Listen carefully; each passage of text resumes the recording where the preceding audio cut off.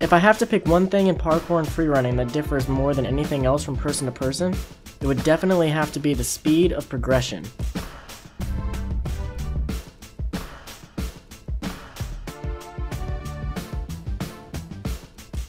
When we first start training parkour and freerunning, all we want to do is progress really fast and skip straight to those big moves, those big jumps, and those big flips.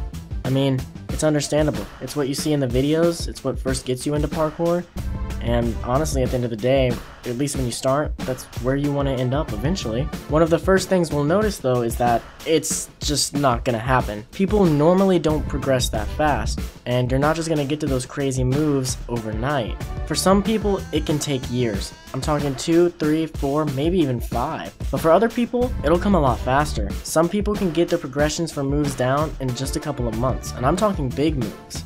When I started training parkour and freerunning in 2011, we had a pretty decent sized group. None of us had ever trained anything like this before, so we were all on a level playing ground. Even though we all started out the same, we didn't progress the same. There was definitely one standout, Seth Ruji, who I'll link in the description to his channel. He was our leader, and for good reason. He progressed very quick. If this was due to the fact that he looked more up about it, watched more tutorials, tried harder, trained longer, I don't know. Everybody trained, everybody worked hard. He just moved really quick. And at first, it was something that we were all a little bit jealous of. We wanted to move that fast, you know? We wanted to be getting these big flips down, but we're still working on simple precisions.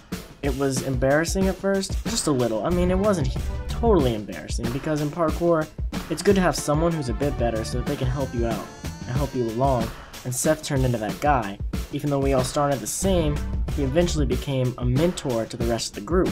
So why did Ruji progress faster than everybody else? This is something we asked ourselves for a long time, and after 2.5 years, 2 years, I don't even know how long it's been, of training parkour, I think I finally know the answer. It all just really comes down to the person. It depends on how hard they train and how much they train.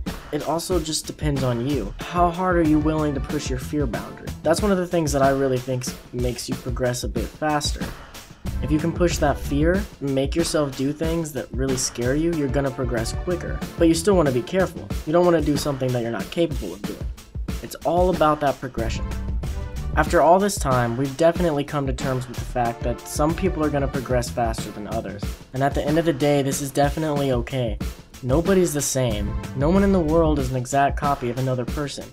Everybody's going to progress differently, whether it's because they can face their fears a bit faster or because they've got a better physical background. It doesn't matter. At the end of the day, as long as you're progressing, that's all that matters. Honestly, you don't have to do anything that you don't want to do. If you don't want to learn flips, you don't have to learn flips.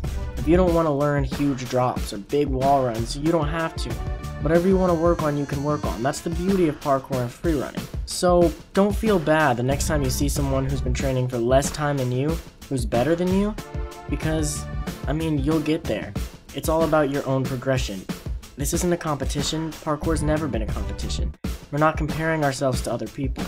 We're just trying to train ourselves, train our own bodies and minds to be better and stronger and push on toward the future. So don't really worry about it. You'll get there eventually. Progression is progression, and it's important in helping us all grow. We need it. Without it, we can never get anywhere.